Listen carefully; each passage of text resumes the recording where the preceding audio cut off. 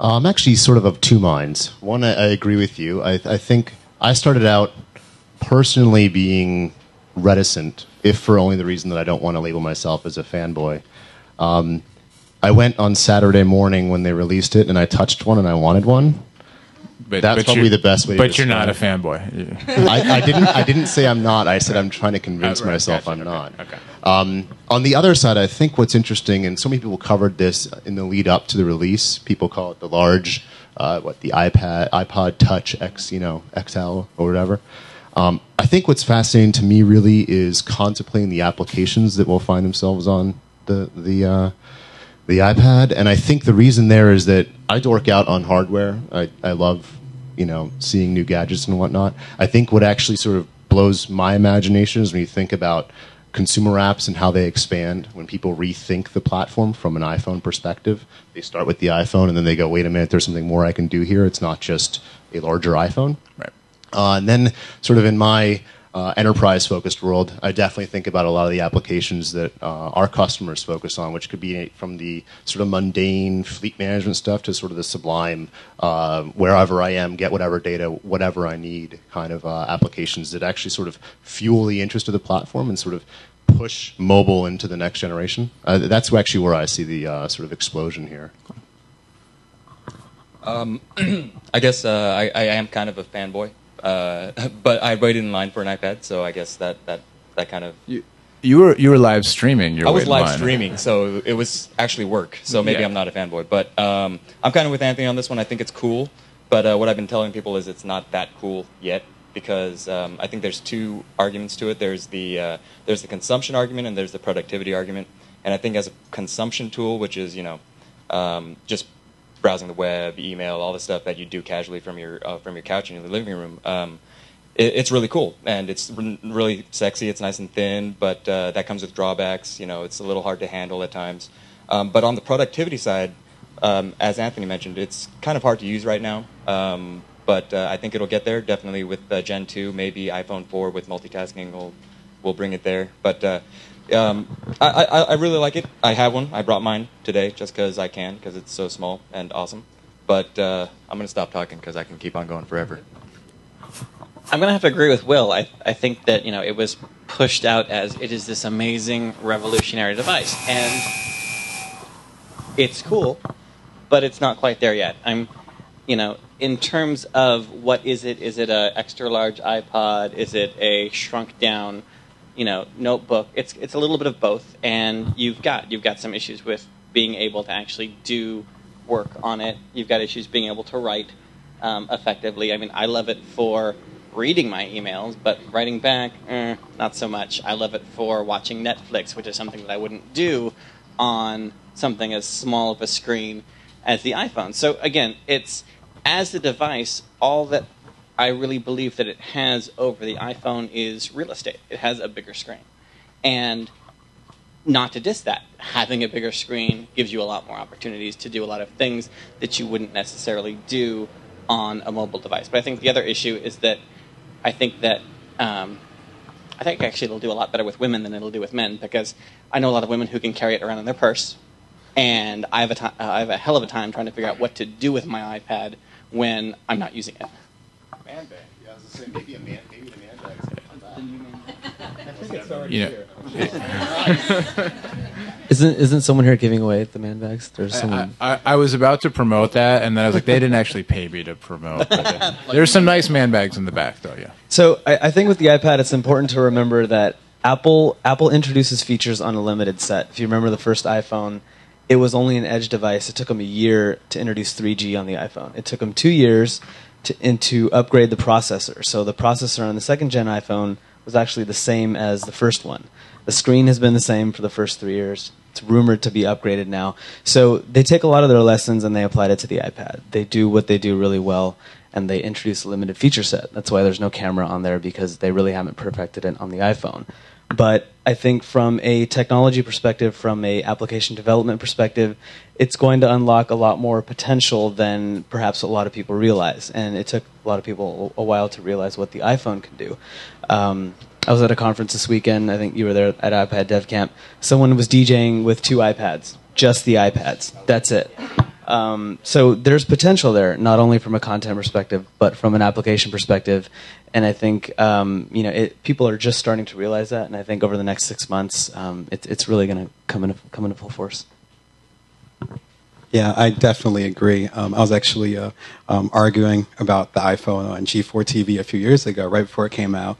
And the person I was arguing with was like, hey, it's too limited. People aren't going to get it. It needs all this different stuff. And I think it's one of those things where we need to kind of think back a few years and say, where exactly was the iPhone? Were we hearing these same arguments? It does start off with a really limited set. And I've actually done quite a bit of blogging over the past, what's it been, 2 weeks? Or the past 2 weeks that it's been out. And, I wrote part of my book on there and so forth. I think you do get used to it. It's just a little bit different. For me, I really like the space of it. It's actually very similar to a QWERTY keyboard, which is what I grew up using, as opposed to the iPhone, which is, the size of nothing that you'd actually use in real life. So I actually like that aspect of it. So let's talk for a minute about developer response, because as we were talking, I was thinking about the apps and how consumers are reacting, and that's kind of more from with PhoneDog we cover more and I interact more with the consumers. But I'm curious, you guys who work more with the developers first, and Jesse, maybe you can start. What's been the reaction from developers? Anything from the increased size to I have an app and I could just pixel double it instead of, going through the process of redesigning it, to, the whole App Store submission process, and what have been kind of the positive and negatives you've gotten back from the devs. So I actually think the biggest issue that we had to tackle kind of fit in both categories, and that was rethinking the interaction. One of the things that Apple's done a good job of, I believe, in their developer relations organization is have folks, encourage folks to just sort of rethink the platform. And it sounded at first sort of obvious. It's a large screen. Yeah, so what? The challenge for us was not the design, which is actually sort of one of the first software projects I've worked on that I can say that. It wasn't the challenge of executing from mock-up to running software. Honestly, our biggest challenge was, what do we do and how do we port this to this device, and how do people want to use it? Where are they going to be?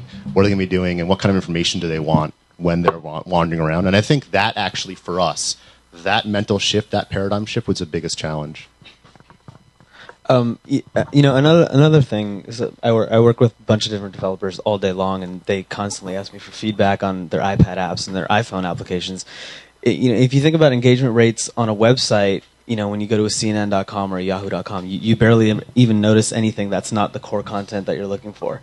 The iPhone, when Apple introduced it, solved a lot of problems. It not only solved the smartphone market, the distribution channel of applications, but it's kind of increased engagement rates among users. Users, they're more engaged. There's a fixed finite portion on the screen. Now with the iPad, it's a little bit more of a web device. So not only do developers have more real estate to play with, they have more features, but they also have the challenge of, how do I get a user and keep them interested in what they're seeing on this, device right here.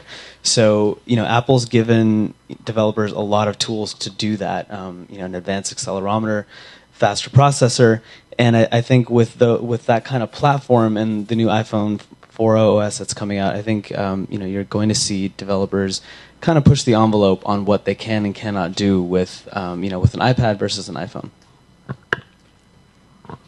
Oh, well, I was just going to say I've talked to a few developers / development firms, I guess, and we are talking about opportunities and costs of development right now, right? So what I've been kind of hearing is it's, as far as the development costs, it's what developers are saying is they're kind of having to rethink their whole strategy. I think kind of like what you talked about. It's kind of like a, holy shit, what do I do with all this extra screen space, which is a good thing. Oh, shoot. So leave that out. But yeah, it's the internet. It doesn't matter. So, but when you're talking with your drink in your hand, make sure not to curse, because it's the wrong. Yeah. For the kids. One of the things I was hearing was some of these developers that have these iPhone apps, they didn't get to the App Store in time for the iPad launch because the code doesn't just port over as easily. There are these different APIs, and I won't pretend to really know what I'm talking about in that sense. But there are some differences between iPhone and iPad that you can't just flip the switch and go from iPhone app to iPad app. And I think that's kind of a barrier right now. But I I think once they start catching on, once they submit their apps to the App Store, the iPad App Store, it's just gonna go crazy, I think. Let me jump in real quickly. I just wanted to say in response to that, one of the things, we were actually fortunate enough to work with Apple and actually have an application come out right at the sort of day that it actually was technically available before hardware was available, if that's possible. But what I've actually seen, just from a personal note, is you see applications that came out the day, April 4th, whatever it was? My memory, 3rd? Okay. Yeah. If you go back and look at a lot of the main applications, they actually have 1 or 2 revisions that have come out since 1, 2, 3, 5, 10 days afterward. And if nothing else, that goes back to answer your question you had a second ago, Noah, which is sort of how the submission process has evolved. And I think if you go back and read a lot of the blogs from a year or 2 years ago, I guess 2 years, maybe my math is wrong. But early on in the application sort of development phase for iPhone, it wasn't uncommon to hear people say 1, 2, 3, 4, 5 weeks, sometimes more. Right. And now, if nothing else, you see out of the gate, yes, it was a challenge for some folks without hardware, but then literally days afterward, they had new versions, new features, or simply bug fixes to make sure it works with the new hardware. And I think that actually sort of goes, you mentioned the evolution of the hardware. I think Apple is figuring out the evolution of sort of the software as well as the evolution of the developer relations, which has actually worked out very well for those of us who have applications that rely on the platform and in the process. Right. How much of a, say a line in the sand, but how much of a choice, are you guys who work as developers or with developers, or, the journalists you're getting feedback from, that developers are feeling like they're being forced to make, or are they, between, okay, so I'm developing for iPhone and maybe now I'm developing for Android, or maybe I have been developing for Symbian or Windows Mobile or what have you, other platforms, and now there's a new platform. And it's not as easy as you said as just flipping a switch and porting your iPhone code or hitting the Pixel double button, which is not a good idea. So how much, Are developers feeling like that you kind of have to now make a choice and let something else go if you're going to develop for iPad also? Or is it kind of a natural enough evolution that it's not that big of an opportunity cost? Well, I think a lot of the developers look at this as, many of them weren't developing when the iPhone wave first hit. And so they looked at that and said, wow, I missed an opportunity back when all you had to do was put an iPhone app out there and you were the next millionaire. They look at this as potentially the next version of that. However, again, there are a lot more developers now who are developing on this type of platform. And the question that actually I've gotten most from developers is, how much do I charge for this? Because what we saw with the iPhone was this just drastic race to the bottom, where everyone was trying to, beat each other out by pricing instead of by quality. And so you saw these 99-cent apps come out, you saw these free apps come out, and with the iPad, there's kind of a chance from the developers to reset the trend and say, hey, this is an iPad app, this is specifically for the iPad, it's higher quality, hopefully, and therefore, hopefully, $4.99 is the new 99 cents. And so, again, another opportunity in that they can charge more for their applications and hopefully make up for the fact that there is currently a smaller distribution platform. Quick note on that. When Apple first announced the iPad, they actually had 2 different SDKs. There was the iPhone and there was the iPad. So naturally, it was kind of like, okay, do I want to do the iPhone or do I want to do the iPad? Now I think they solved that with the new 4.0, which is the same SDK. You just set your build target differently. To Aaron, your point on the free versus paid, I'd really argue that free is definitely the way to go. You're seeing big publishers like SGN, NGMoko, New Toy. They're releasing free apps, and they're kind of taking advantage of 2 things that Apple's given us, the advertising model as well as the in-app purchasing. And I know Tapulous does that really well. They have the Tap Tap Revenge. I know they have an iPad app as well where you get hooked, they give you a few free songs, and then before you know it, you're paying for the new Britney Spears hit. So you're not an Omnigraphel supporter then? The $49.99 iPad app isn't the way to go. It depends. So I'm a big baseball fan. I'll pay $15 for the baseball app. Right. It depends. But for yeah, that's the line, right? But for the general publisher, the game developer, utilities, If you look at the breakdown of the App Store, I think it's like 180,000 apps now. 75% are paid. So if you want to enter the paid market, you're competing with 3/4 of that 180,000. I was going to ask you a question on sort of where do you see Android with that? Because if you look at the breakout of for pay and free apps, from last report I saw, Android was on an order of magnitude larger on the free side. So where is that opportunity? So on Android, it's basically the reverse. You have, I think 2/3 free and 1/3 paid, because Android, there's basically no barrier to entry in the market. It's like you submit your app to Google for approval and it's live, which is why Apple's changed their policy, because Android developers were saying, hey, you can get your app approved in one day. But people are just giving it away because the type of developer on Android, it's more of a hacker mentality where you just want to give it away because you're developing something cool. Whereas on the iPhone, it's got a little more pizzazz to it. It's got a little more style to it. And I think, Noah, to your question originally, I think if you look at the sort of fragmentation, call it what it is, you have an additional device with additional challenges, new hardware, larger screen. It's the same thing on the Android side. Anytime there's opportunity, anytime there's an interest, I don't think developers tend to shy from that. Hopefully, they've heard the concerns of remarkably different SDKs, but I think that's largely, at least from the Apple side, pretty well contained. Who knows how that'll work on the Android side as they sort of explore different form factors. Right. I was about to ask Damon, Anthony, Will, kind of from the user feedback side, how consumers in your experience are kind of viewing the whole, well, it's an iPad, it's bigger, it's faster, I'll pay for apps or not. But in the meantime, Julian Mack over Twitter does think that it might make the man bag trendy. So I think, Damon, you're on to something here. But have you been getting feedback? It's more expensive, not than when the iPhone first came out, but certainly now, $500 is not more expensive than an iPhone, not thinking about the contract, and it's bigger and it's faster and it can do more things in theory.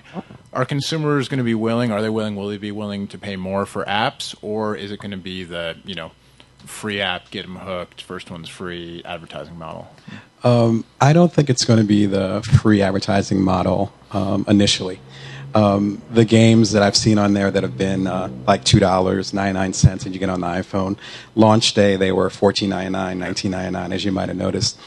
And so I think that at least for the next couple of months, people are going to try to get as much money as they can.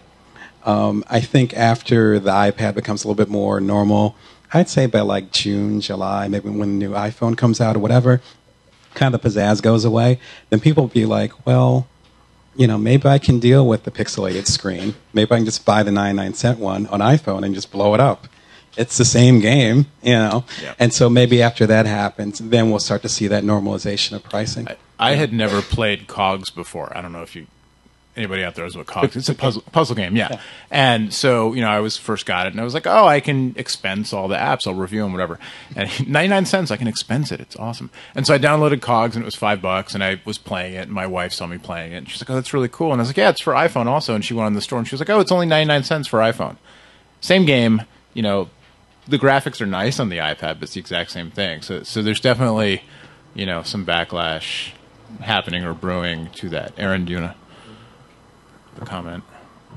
Well, I think that's a lot about how the developers are approaching it as well, because there's a question of, is my iPad version just a big version of my iPhone version, or is it actually new features? Is it laid out differently? Is there something about the fact that it's an iPad app versus just a blown-up iPhone app that makes it worth the extra $3, $4? The other thing that I've seen is that, if you go for the free model, a couple things happen. One is, across the board, you will always get worse reviews. Because you'll get a lot of people who are just like, looks interesting enough, I'll try it. It's not really what I wanted, but nope. Anyways, delete and give it a bad rating. And actually, I think they just got rid of rate to delete, thank God. But also, there's this impression from consumers of, well, I'm paying $5.99 for it. It must be better. It must be better than a 99-cent app. It's like they have to defend their purchase. Exactly, exactly. And so, when looking at two apps next to each other, and one of them's 99 cents and one of them's $5.99, on an iPhone, you have a lot of, or the iPhone apps, you have a lot of iPod Touch consumers. You've got younger kids, people who are a little bit more maybe budget conscious. With the iPad, I think you look at a lot at the type of people who are buying the iPad who think, okay, to me, there's not a huge difference between $5.99 and 99 cents in terms of a bigger picture. It's not $50. It's not $20 even. And I have the same mentality. If it's $4.99, I assume a lot more work went into it, that the design's probably going to be better, that it's probably going to be less buggy. If it's 99 cents, I wonder, well, why aren't you charging more for that? What'd you do wrong? Let's not forget that when apps first came out, I think most games, most new, cool, whatever apps that came out were all $9.99. We're talking about the race to the bottom. Then they became $4.99. And it was this month only, 99 cents. And I think you're going to see the same kind of adjustment, right, as people figure out what the value is. But you see the major publishers, the EAs, the Glues, and everything maintaining with quality titles the ability to push that back up and still drive a lot of revenue that way. Anthony, not to put you on the spot, but VentureBeat, from a venture perspective, iFund kicks some more money into iPad-specific development. What are you seeing in terms of venture capital and other investments geared towards iPad-specific companies and startups? To be honest, I don't think I've necessarily seen a ton of that yet. I think because it's so early. I mean, even in the case of the iFund, I mean, the companies that they were announcing with the iFund was mainly here are a bunch of successful iPhone developers who are also launching iPad versions. They had a couple of supposedly specific, or at least iPad first companies, and those actually hadn't launched yet. So I think it's kind of too early to say. I mean, I think that right now it seems like just because it's so early that, and there's so few sold compared to like a smartphone, that I think that it's still like much more much more excitement about mobile companies, and okay, cool, you can have an iPad component too, but I don't think, aside from like John Doerr sort of going on and talking about how he wants to sleep with the iPad, I don't think I've seen like any venture capitalist really go like take a really strong stand and say like, I'm really excited about this. Like, it's all like everyone I've talked to has been very sort of conscious, like, oh, we'll see. Yeah, it's a good device. I don't know, and I don't see like too many VCs being like, no, I want to invest in like the next great iPad company. Maybe I'm just talking to the wrong VCs, but that's my impression. So a lot of there was a lot of buzz before it came out about Apple and Steve Jobs having these secret meetings in restaurants in New York and what have you, trying to get all the big media companies on board. And there's an ABC player, there's a Netflix player, there Popular Science and Time and some other magazines have iPad-specific versions. How much of an impact, and this is goes to a question over Twitter from the audience, how much of an impact do you think that will actually come to fruition out of all that? I was talking before the event to somebody about well, how do I use it? I'm a magazine junkie. I have magazines all over the place. I have subscriptions to magazines I don't even remember I subscribe to, and so I'm kind of hoping, well, one day I'll get rid of all that and I'll save the paper and save the clutter and save all that, and I'll just have it all in here. And I checked out Time and Popular Science, and they were kind of neat. They had some bugs. They were $5 an issue, and I was like, all right, well, I'm going to wait. And I'm going to wait and see the prices come down and that kind of thing. And in the meantime, I'm just reading websites for free like I always do. And that's great. So, from the media standpoint and all that stuff that was kind of trumped up, where do you see that going? Do you see that turning into something, or is that just kind of a lot of hot air that's not going to really come to save, any industry in particular?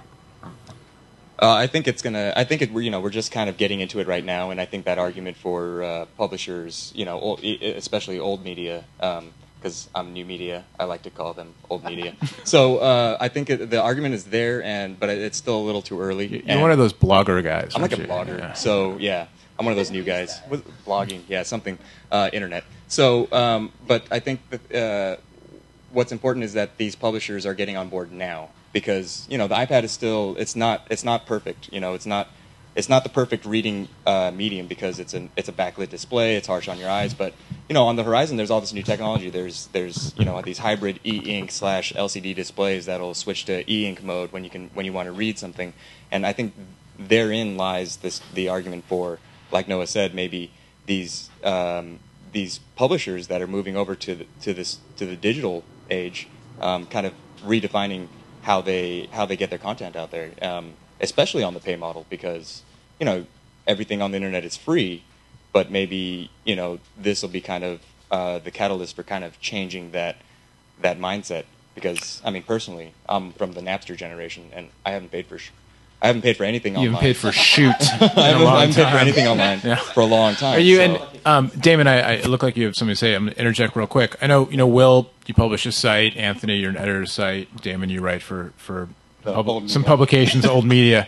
Would you focus on an app, whether it's for an iPad or an iPhone or an Android or what have you, as opposed to publishing your site? Would you charge for something like that?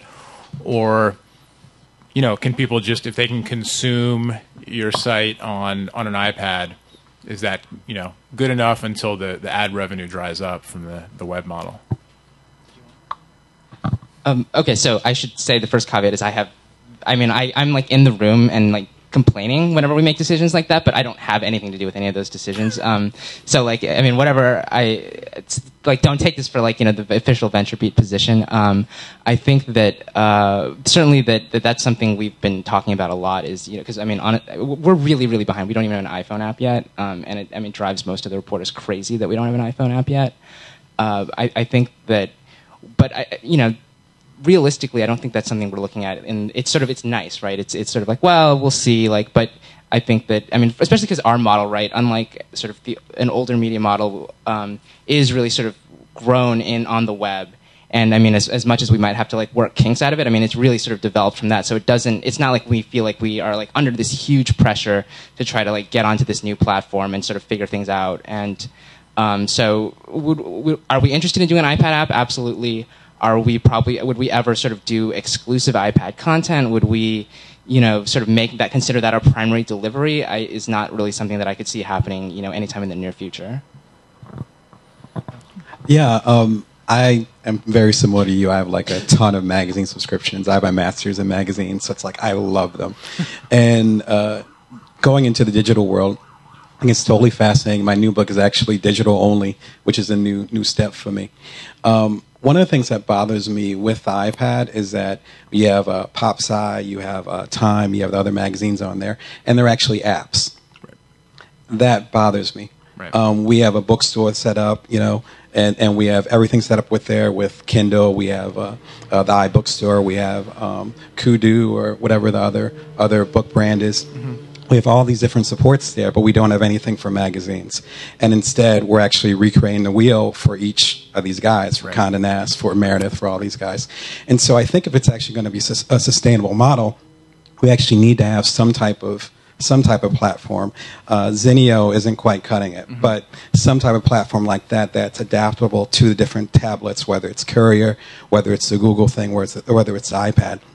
Until that actually happens, where we have a stable newsstand, then it's going to be a bunch of guys just recreating the wheel for each different magazine. Zinio kind of made me feel comforted in an old guy way, because it's just scans of the magazines. It's a PDF. Yeah, exactly. And I was like, oh, I'm used to this. It's great. I'll just put this away and read the magazine, and it's, yeah. So to that point, is the question really around form factor and delivery mechanism, or the question around business model? Because I think they're very different. Mm-hmm. Well, I also think that they're tied, though, in the sense of the delivery model is going to affect how many people actually read it, right? And so if it affects how many people read it, at least with the traditional magazine model, that'll affect how many ads you have and how many eyes you have, and how much you'll be able to charge per CPM or whatever that case may be. So I think we do have to look at the argument altogether. I don't think it's really a separate thing. Does that make sense? Yeah, I'd agree with that. I think that, I guess what I was trying to get to is people make so much. Let's take a mundane thing like the iPad screen versus e-ink. Is that a make or break thing? Is that going to bring back, like, the newspaper, for example? I don't think so. Yeah. I just feel like a lot of times people get caught up in the details of the technology and not around what's going to make the concept of magazine subscriptions or a daily publication profitable again.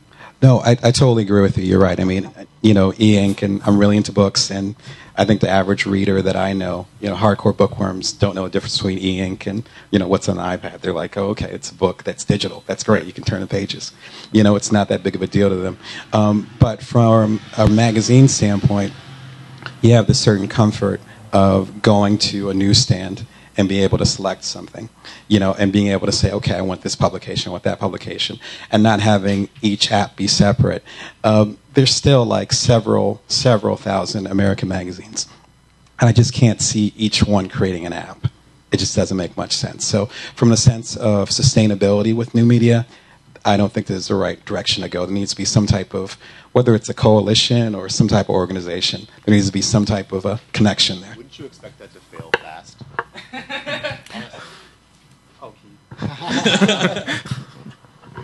Not necessarily. You look at something like Hulu, which is essentially the same thing, but in the TV universe. You have ABC, Fox, I think CBS has some programs on there.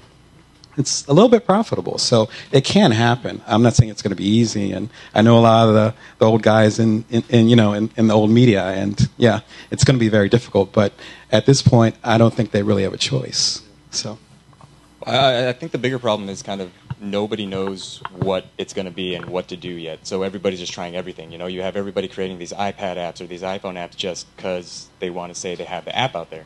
So that's kind of a problem. And going back to what you guys said about the technology maybe not necessarily being a deal maker or deal breaker, I think the way I see it is I don't know if I necessarily disagree with you guys, but my take is that it's kind of an enabler. I think it's so early right now. You're right that nobody knows what e-ink is, but when that becomes say these hybrid displays take off, and when that becomes the standard, nobody's going to buy an LCD only e-reader. They're going to want that e-ink functionality. So it's going to be an enabler to kind of make the case for, okay, so no more paper, let's go digital, but this digital still kind of has that feel of paper, and I think that's really important for publishers. But I think you asked a long time ago if Anthony, I, or Damon had any plans for making an iPhone app or an iPad app and paying for it, and I would love to charge people for my content. But I don't think that would work, because again, going back to that whole argument, why would you do that if it's free online? Well, and you just answered a question that was asked via Twitter by A.K. Grenier. I want to call him Adrian Grenier, but I don't think that's who it was. Entourage. Yes. What about Turtle and Eat? No, what about publishers who release a $5 app when they have a strong web presence? And I mean, that's, if I can read, the Time app actually has in it, you get the one issue, every time it's published, you pay $5 for it. But then they also have a little thing that's almost like a little RSS reader to time.com. And that just made me want to, I don't need the next issue. I'm just going to pop back to time.com and just read that instead. Well, sorry. Well, I think it's an issue of not necessarily the technology, but figuring out the business model. Yeah. Where, like you were saying, you don't think there should be an app for all these magazines. If I put my consumer hat on, I totally disagree. Because, you say you like going to a newsstand and having a selection. Well, theoretically, my newsstand could have thousands of titles to choose from. I could find whatever I want. I could buy it once and then have something that self-updates. I can have something that, I can sit in bed with, or I can, when I'm at home and it's late and I'm watching TV, I don't want to also have my laptop pulled up. I can sit there with my iPad and scroll through content. I think that, there does need to be a little bit more thought and a little bit more work put into the apps themselves. I think most of the magazine apps feel a little skimpy right now. They don't have enough content for me as a consumer. On the other hand, you talked about some of the, ABC and other type apps. My favorite app right now, by far, hands down, Netflix. The fact that I can get any of that content that I was streaming on my computer in something that weighs 1.5 pounds that I can sit in bed with. It doesn't get really hot on my lap. Right. Awesome. Love it. Yeah. Well, my favorite app is the ABC app, just because I like Castle. But going to that whole $5.99 for an app thing, I think an app that you can replicate on the web for the free content. I think if you're a publisher and you're gonna charge for it, especially if it's $5.99 and not 99 cents, it has to give something else, something more that you can't get online.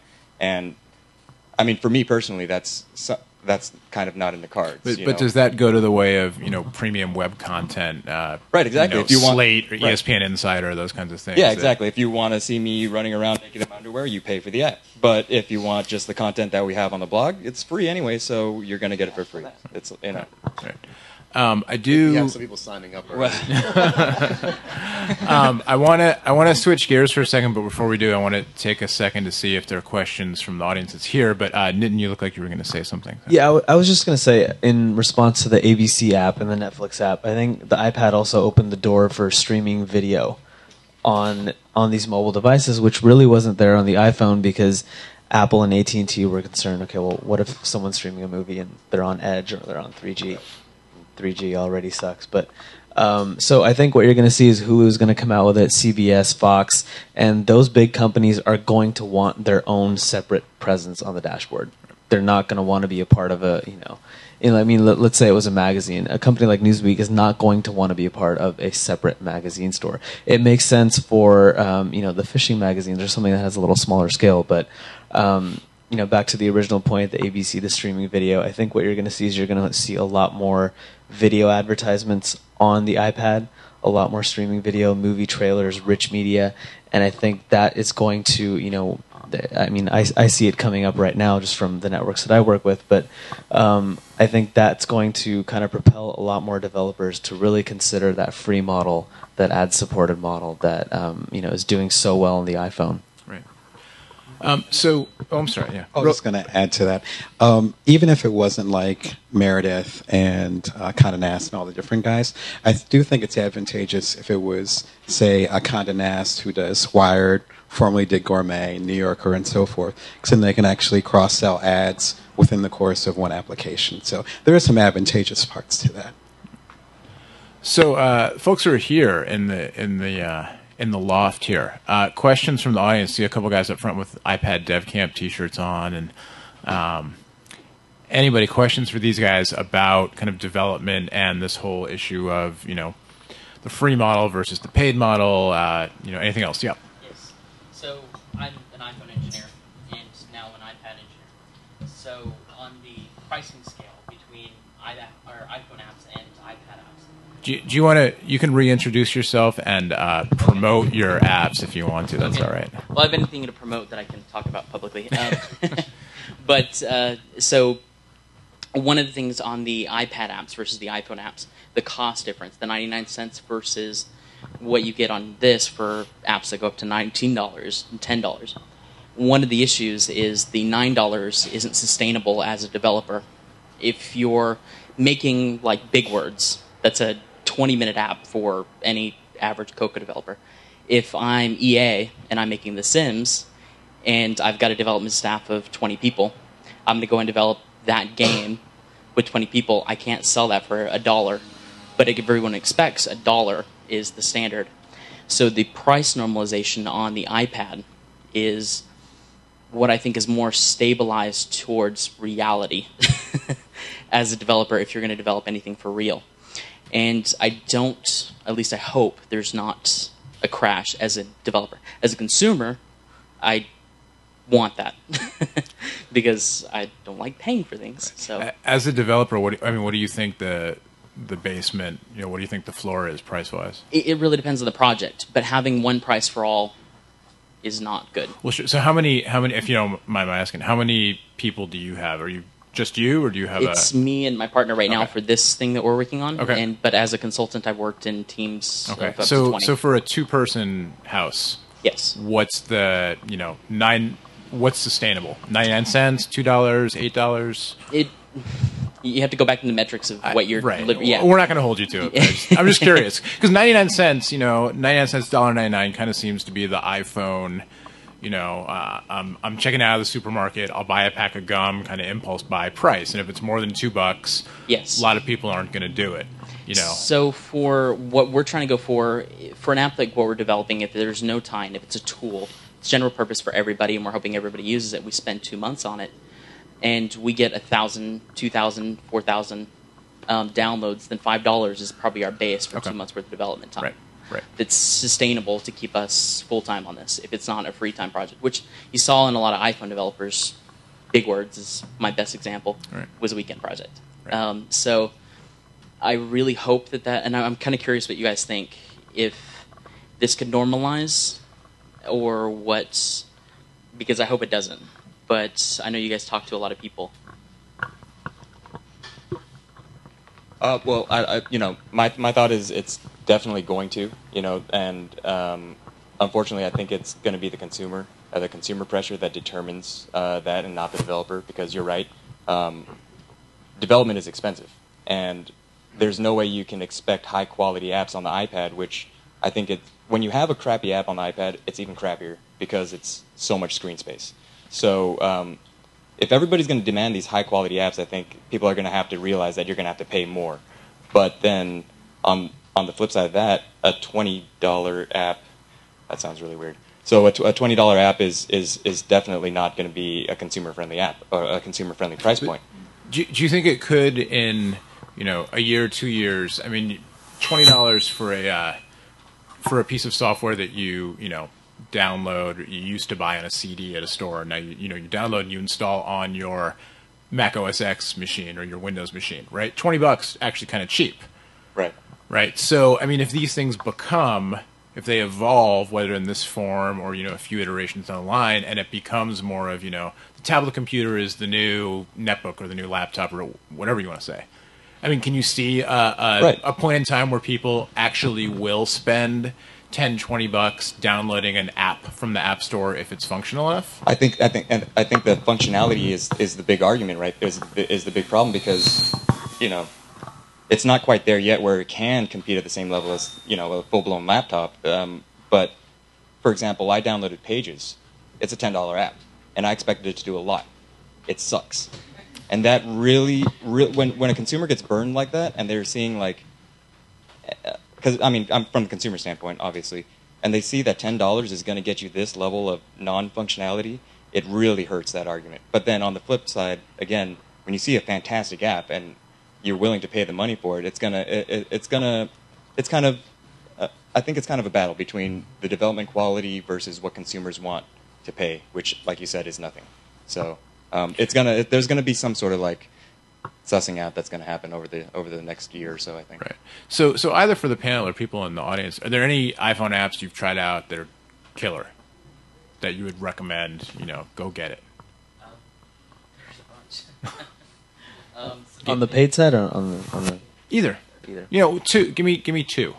Just go through the ones that I've got. So one of the big ones, I'm more into games right now with the new platform because it's just fantastic for gaming. Some of the big ones that I go for are the NPR app. I love the NPR app. Me too. And the Reuters app, and Netflix. Yeah. Netflix is fantastic. Now, is Reuters is free? Yes. So those are all free apps. Netflix, you have to be a subscriber already yes. But yes. Right, okay. Yeah, you don't get much out of that. And the Marvel app is fantastic for comic book viewing. Okay. That is an experience. And that was the other thing I was kind of wondering about as magazine publishers. So iBooks is one platform, but that's more for published media. You're getting out one episode. But rich media, developers don't cost that much, I hope, as a web developer. Every magazine wants to have their own web experience. I would kind of fall into the same category. Every magazine should be hiring a Cocoa developer to make them a nice app for their magazine platform. Is my hope that we get to that point where iPhone and mobile in general becomes synonymous for making these kind of platforms, these rich media platforms for magazines, where every magazine can hire their own developer to make them something and get to that point. That's my hope. I don't know how you guys feel in that same category of that. That could be the counter argument to the published iBook standard text model, rich media models of magazines, because that's what they're going for. Yeah, I mean, I think that's one of the challenges, and I just blogged about this on BNet a couple weeks ago, is have you guys read the book Alice, the standalone app on iPad? It's like multimedia, it moves all around, it's like a pop-up book, it's based on Alice in Wonderland. It's amazing, and it's a standalone app. You can't get it on the iBook store, and it makes no sense to me. So that kind of goes into my argument before, where why isn't Apple creating a platform whether it's books or magazines or whatever, where we can have the rich media that was promised within this actual context. I actually, if I can reinterpret kind of what you said and turn it into its own question, on the enterprise side, which is vastly less interesting than the consumer side, I think, in general, though I was telling a few folks earlier, I think from the enterprise side, one of the things I spent my entire career in enterprise, and I think what's interesting now is the consumerization of IT has sort of changed the way IT works, which makes it a lot more interesting. But that aside, I think what's interesting and the challenge that our customers have is all about data and how they get my data, protect my data from getting out there, and then how do I actually take my data and make sure that my users have access to it, which if you think about it, fits into your question about development, and if I have web developers, why don't I have a Cocoa developer? That begets the question of how do I actually disseminate information in some fashion, which is the same conversation we had about print media of any kind, right? Any kind of new media, old media, what have you, is that sort of duality of how do you get it out there, and then how do you consume it? Right, and I think that's actually what's fascinating to me, and I don't know what folks think here of the evolution of the sort of captured experience versus the sort of loose experience of the web, and how do you actually deliver content, and how do you unify those things? And I think that actually, to me, is the most interesting opportunity from a device perspective, and the way the evolution of these devices, the way you interact with the data, as well as from my very sort of selfish worldview. It's like how IT then, or enterprises, how they actually figure out how to meet this trend and the need in the workplace. Yeah, Patrick from the audience. Yes, please. You guys think that this is a distinctly different experience than a web is? Well, I don't think it's distinctly different, but I think it's different enough. Somebody mentioned something about sleeping with an iPad or something, and yeah, I think that was Anthony, but it's not the official VentureBeat position. Yeah, okay, so maybe that's the iPhone position. Yeah. Well, I was going to say I do sleep with my iPad. I sleep with my iPhone, but to kind of tone that down a little bit, it's next to my bed, and the reason it's next to my bed is because that's the last thing I see before I go to sleep, and I think that's where the kind of the distinction lies, because I don't know about everybody else, but for me personally, I don't want to have my laptop, which happens to run really, really hot, and if that's in my bed with me, and it's just that makes me not want to consume. It's no good for chat roulette at all. I didn't want to get into chat roulette, but I met that guy, by the way. He's a cool guy. We all watched the Moss Puppet video. It's fine. Oh, that's burned into my mind. But I don't remember what I was saying anymore, but I think in bed. Right, in bed. It's the distinction is there, and that's because it's that much more of an intimate device, just like kind of a smartphone is. You can just hold it right there, and no matter where you are, you can consume that, and that takes it to another level, I think. You guys, Aaron, Nitin, Damon, is it different? The web. I'm probably going to take this a little too far, but I won't take my laptop into the bathroom, but if I want to read a magazine in the bathroom, it's perfect. Yeah, it really is. Sure. Not the first thing my roommate did. He said, "All right, let's take it to the test," and he walked to the bathroom and said, "I hate you." And then you never touched it again, right? I brought it to the office, I'm going to say I do think it's extremely different, just because if you think about a laptop, you have a keyboard, and sure, you have more capabilities as far as power goes on a laptop, but just the fact that you can pick up this device and you can touch things on it, and you can move it around, and it's more engaging and it's more active from a user perspective than a laptop is, I think is going to be a lot more permanent than a laptop. Like Will use that rather than his laptop, because what he needs to check at night is email or general web browsing, or maybe he just wants to watch a video. And and honestly, there's a huge coolness factor about it. That's why the iPhone became or going back to the iPod. That's why the iPod became like a status symbol. All you had to see was a silhouette of the black person with the white iPod and the white earphones, and you knew, okay, that's an iPod. There's a coolness factor about it that I think Apple does really well, and I think they also do another great job of kind of tiering their feature set. So they're giving you a little taste right now. The next iPad is going to be that much better, and then it's going to get considerably better from then on. And I think realizing that users do get more engaged, I think you're going to see a whole different type of development on the iPad versus on the iPhone.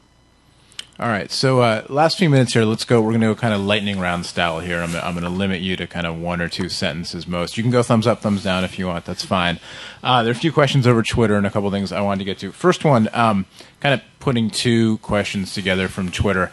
LCD screen like on this versus e-ink technology, or even a hybrid thing, the Notion Ink Atom, with the dual mode screen that changes, that kind of thing, combined with a question of if you could change one thing about the hardware on this thing, what would it be? So, kind of a 2-pronged question. Does the display technology matter? Everybody was, Kindle came out, e-ink's the thing, and now this came out, and the pages animate when I change them. It's so much better.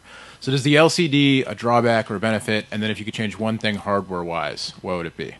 And Damon, we'll start with you.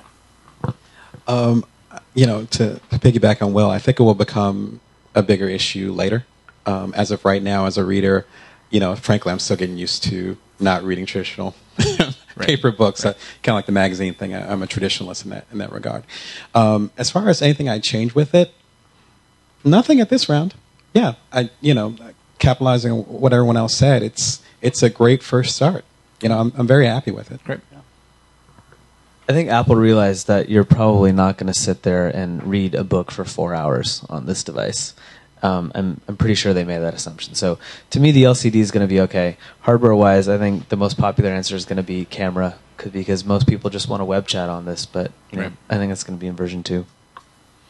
Yeah, you took my answer. I want my camera. If only for there's so many apps that use visual interface. Either augmented reality or video chat or things like that. I have clients who have business card readers and things that take pictures and everything that you just can't use it yet. Right. I think, exactly. E-ink is not a big issue right now, but it will become a bigger issue as, we get to Gen 1, Gen 2 with this tablet craze. But the missing feature, I think, would be 3G, a wireless internet connection that's always on. Which is rumor has it that's coming. It's rumored, I know. So that's the thing. So in a couple weeks, I found one in a bar down the street. It's got 3G on it. I'll pay you $10,000 for one. Yeah. Next, please. I actually have 2. One fits in the challenge of sort of reading, and then the other one is just a general challenge with the platform. I actually think I do a lot of reading at nighttime, whether I'm, riding on a road trip with a friend and it's dark out, or at night, whatever. I actually find the brightness of the screen to be the biggest challenge. The iBook app is actually really great because it actually has sort of an in-app dimmer, if you will. That's the biggest thing. I think my relatively young eyes do a pretty good job of taking the punishment of the screen, to be honest with you. The other one is actually just sort of mundane. I don't have a solution for it. I'm in product management. I point out problems and developers find solutions.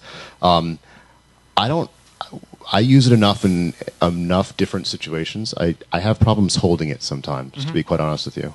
Yeah. And I don't know how you'd solve that, because it's a really cool form factor. Right. Yeah, I want it to be lighter for long-term reading. And Anthony, hold the mic. We'll start with you this time. A year from now, Flash on the iPad, the web goes more towards HTML5.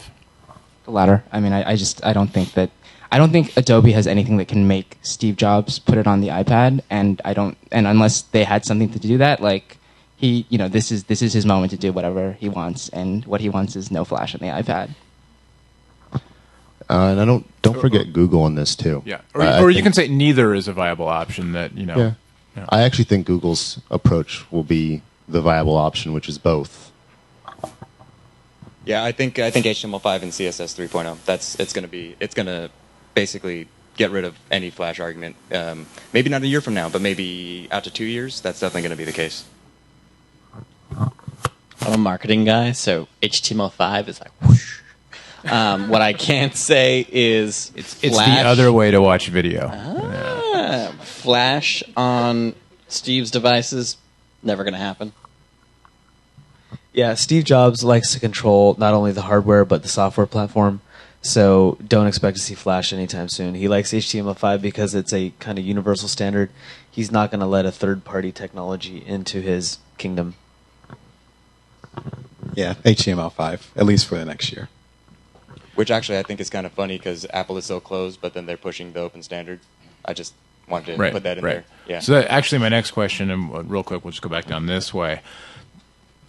If you don't read tech blogs, you might not know that there are a whole bunch of Google fans who hate Apple, or at least hate people who write about Apple. Anyway, but backlash about the SDK forcing people to not use tools like Flash to export to iPhone, and backlash about the closed App Store model, the black box model, and backlash about the anti-Flash, and backlash. Is it going to affect things? Is Apple kind of committing hubris here, and it is Steve's moment, but have they gone too far? Does it not really matter? Yeah, I feel like it's 3 years ago again. Yeah. So, yeah. No, I don't think it's going to affect anything. I actually agree with that. It's not going to affect anything. And if just a quick comment, I used to be a Brew developer from way, way back in the day. If you guys remember anything about that technology, Qualcomm, they had the right idea, distribution, but the thing that solved it was kind of the one device, and the iPhone solved that. So I think Steve Jobs can take one on the chin, because it's not going to hurt that much. I think that, in essence, what Steve Jobs has created is a monopoly. You're not going to see Flash because with Flash you can make an app, and you can make an app that completely bypasses the system that's already in place, and the control, and the billing, and the Apple's cut, and all of these things. And, unless the FCC knocks on his door and says, can't do that, why would you? Why would you when you're raking in money every day by being able to keep everyone else out? Yeah, I think the backlash issue is, that's just for right now, because Apple has proven they can do whatever they want and everybody will fall in line, right? Whether be it consumers or developers. If Steve Jobs / Apple wants you to only code in Cocoa, that's what's going to happen. Anybody that wants to have an iPad, iPhone app is going to do that. I actually think it's very similar to the question before about divergence of platforms, which is where there's opportunity, I think people follow, and as long as it's not too arduous, and you've seen Apple sort of shift over the last couple of years, there's been a lot of progress there. There's no bad taste left in the mouths of the folks that we talk to. I think you'll see it evolve. But again, where there's opportunity, I think the developers follow.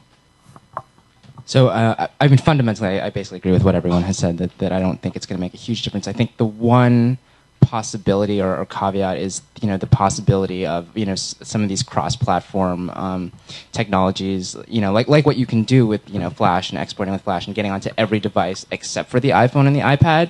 If these other devices, become popular enough that then I think there's a chance that you can sort of that some developers will say, okay, well, maybe I don't really need that. I'm not convinced that that's going to happen anytime in the near future, at least. How are we for time? Because we started a little late, so we can just keep talking forever. Okay, cool. So eventually, it'll be like a psych experiment, where eventually one of you guys will break and leave, and then everybody else will keep going. But no, so one last question, and then if you guys want to have anything you want to say at the end, or if there are any more questions from the audience, there was somebody on Twitter who's sent a lot of questions, and I keep wanting to read one because Justin Fan keeps asking. But the closest thing to a legit question is, I want to develop an iPad app that can help Quidditch players get the snitch. What's a sustainable model? So I'm going to actually throw that to you. I forgot your name. I'm sorry. Yeah, I don't think I said my name. My name is Zach Bowling. Zach. Yeah. Okay, cool. So Zach, Quidditch, an app to help Quidditch players get the snitch. Is that ad supported? Can somebody Harry Potter with the Remember before Twilight came out what you used to read? Oh, no, that's me. Sorry, never mind. It's not. Yeah. No Twilight. Yeah. So the Quidditch app, is that a game that you pay for, or is that an ad-supported free thing? I'm not familiar with that ads or that game so much, but one thing I know, there's a couple of models for monetization in games, thankfully, and one of them we saw at the iPhone Dev Camp, which was brilliant. Taking there's so many different ways. Like you can make a Zynga game where you figure out virtual goods, you figure out some way to pay with in-app purchasing. You can do ads like in save pause screens. It's all about making an experience that doesn't infer with the game, but making it so that you can throw an ad in anywhere you can end in there if you're not going to charge for the game upright. There's a lot of different models. Right. But yeah, I'd go those ways. Okay, cool. So if you get a tweet from JustinFan2727 blah blah blah, you know what this is about. So actually, the last question I had for you guys then, and I guess we're on that end. So Anthony, you can start. iAd, is this a reaction to Google? Is this Apple's next big revenue source? Is this them, actually this is why they're blocking Flash, because they've been planning this whole rich media ad experience themselves? Thoughts on iAd?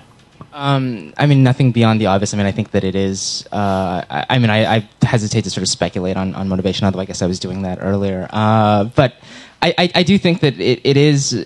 I mean, the main takeaway for me is just that if you're another. I mean, I'm really interested in hearing what Mobclix has to say and other people.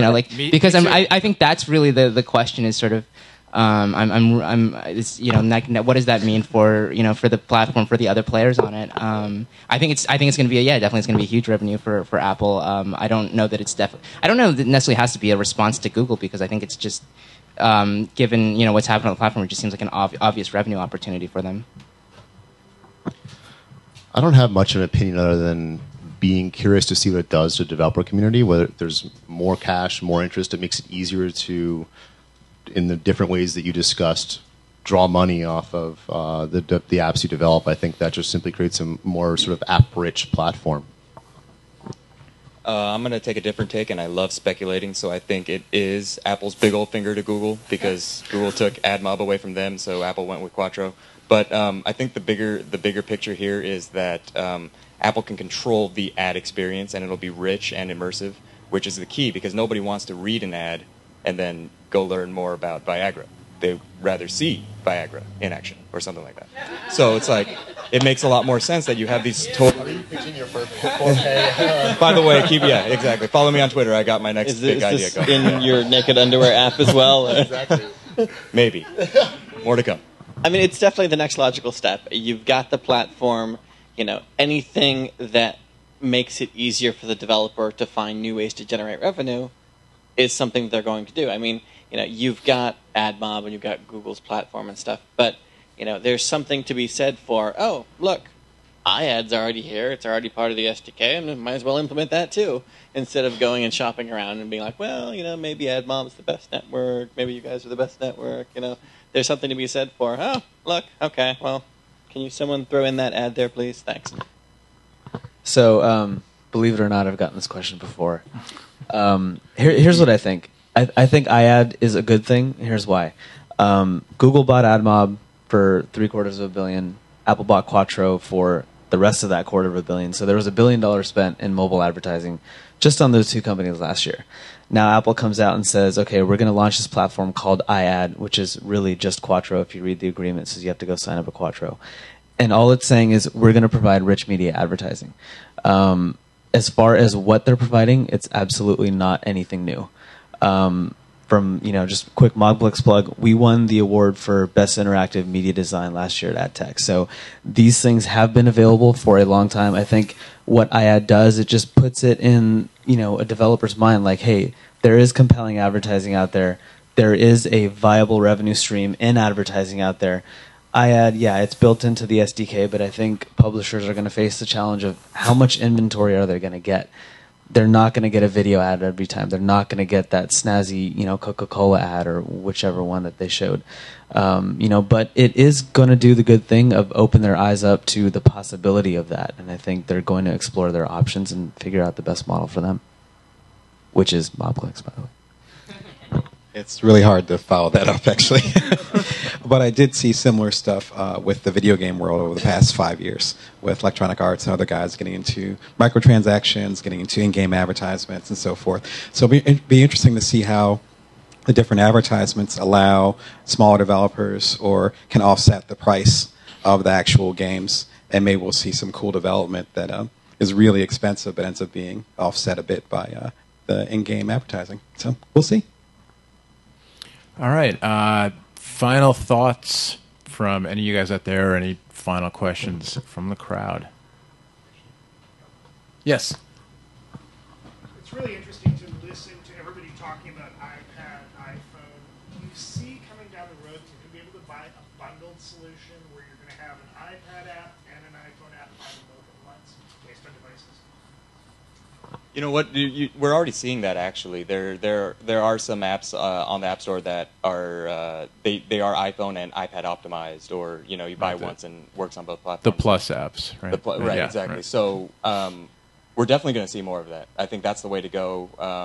But then you get back to the quality argument. You have these iPhone apps priced at 99 cents, and then all of a sudden you have the same iPhone app at $6. It's like, do you average the two together, or do you just pay the higher price? That's stuff that's going to get worked out, I think. Yeah, and then also when you see coming on to Android, if Android gets a tablet out there, same as you go and you buy a CD-ROM these days, you've got, Windows version, Mac version. You see that all being on a subscription base that you sign in and authenticated times, albeit completely different platforms. But you take a look at development right now for Mac software versus PC software, completely different, but you can get both of the same when you're buying one piece of software. If I could jump in on that, I think you're going to see the cross-pollination of iPhone and iPad. I don't think you're going to see much of the, kind of Apple and Android, dual purchase, just because the likelihood of a consumer having an iPhone or an iPad is very high. The likelihood of someone having an iPhone and an Android device, or even an iPad and an Android device, is, I'm going to guess, pretty slim, just because there are two different platforms, and from what I've seen, people love one and hate the other, and vice versa. But I love both. You love both. Just want to make that clear. Well, I love them all, by the way. As well. Oh, he's proving me wrong. Thanks, Zach. He's proving me wrong right here. But the dual app purchase on iPhone and iPad, I think it's going to come as you see more devices coming out, more people purchasing iPads. All right. Well, there are obviously a lot of things we didn't get a chance to really get into: multitasking, iPhone 4, gaming, et cetera, et cetera. So, these guys will be around. You can buy them a free drink, ask them questions, that kind of thing. But real quick, just to say thanks, and once again, so you know who everybody is, Damon Brown, tech blogger for BNet and writes for Playboy, and your ebook, Damon Brown's Simple iPad Guide. How do people buy that? That's actually available on Kindle. Thank you. It's actually available on Kindle. It'll be available on the iBook store over the next week or two. It's available on Sony readers, Kobo, and what's the price? 99 cents. Okay, there you go. There's the basement. All right. And Nitin Chitkara from Mobclix, who won a bunch of awards at AdTech. And Mobclix did. I didn't. But right, yes, yeah. And who is not afraid of iAd. Not afraid at all. Not afraid at all. Awesome. Aaron Watkins is the president of Appency Press. You have anything you want to plug real quick? It's actually just Appency. Just Appency Press is the blog. The press is just the blog. I see. I'm sorry. All we do is help developers sell their apps. So need help, give us a call. Will Park's the editor-in-chief of Into Mobile, which I thought was a tech blog, but after your performance tonight, you got a lot of different things going on, it seems like. I don't know. Yeah, well, I'll leave with watchintomobile.com for me possibly in my underwear. Yeah. I don't know how well that will play out. But How do I follow up on that one? I don't know. Jesse Lindeman from Mobile Iron. I don't know. Making IT sexy again? There you go. I think you guys, there's a partnership there. And Anthony, who is not officially putting forth any of VentureBeat's positions tonight, but Super unofficial.